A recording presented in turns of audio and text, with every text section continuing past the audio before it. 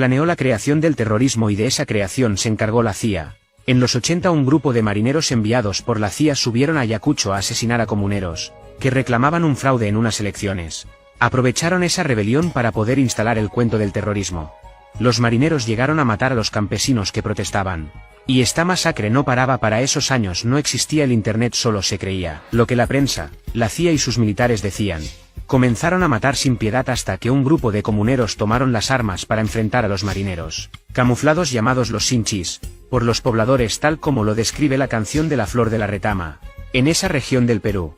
Entonces la CIA siguió con su plan instalando a dos personajes que se encargarían de jugar al gato y al ratón, para poder robar las riquezas peruanas. Esas dos creaciones fueron Abimael Guzmán y Vladimiro Montesinos. Pero para poder saquear al Perú en su totalidad faltaba poner a un presidente. Y la CIA ya tenía a dos candidatos. Ellos eran Mario Vargas Llosa y Alberto Fujimori. Para los años 80 y 90 se creó el Grupo Colina, integrado por 120 militares de alto rango, para poder dinamitar las torres eléctricas sin comunicar a los pueblos.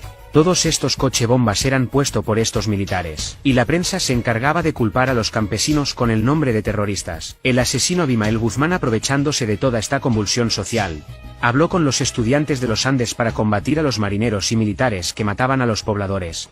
Los estudiantes y campesinos, no teniendo otra opción, se unieron a su pensamiento maoísta. La CIA había concretado su plan macabro.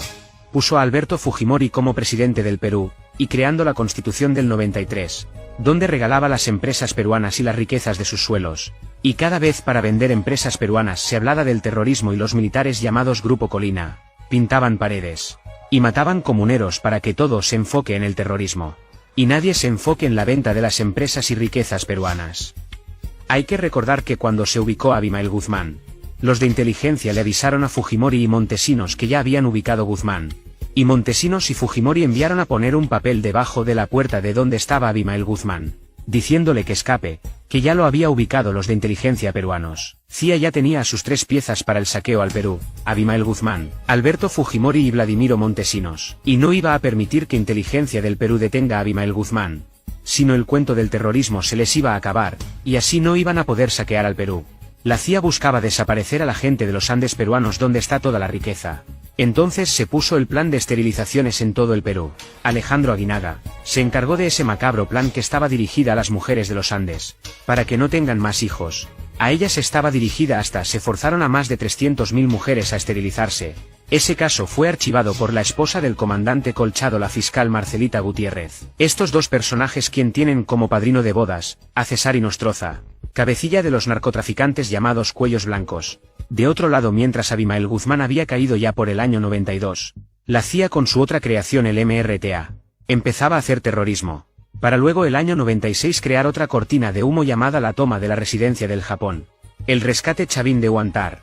En ese secuestro, cuando los emerretistas dejaron libre a la mamá de Fujimori, ahí se les cayó la careta. La pregunta: ¿por qué dejaron escapar a la mamá del presidente de ese supuesto secuestro? ¿Por qué, si el objetivo era secuestrar la residencia para negociar la salida de Víctor Polay Campos? Todo fue una cortina de humo, todo estaba negociado. Los emerretistas iban a ser enviados a Cuba, eso fue lo que se les había dicho, que solo hagan la figura del secuestro. Pero a la hora de la toma de la residencia se dio orden de que se mataran a todos los emerretistas para que no hablaran. Pero hubo un coronel que dentro de la residencia se opuso a que mataran a los emerretistas que se habían rendido, y eso le costó la vida a este coronel de nombre Juan Valer Sandoval.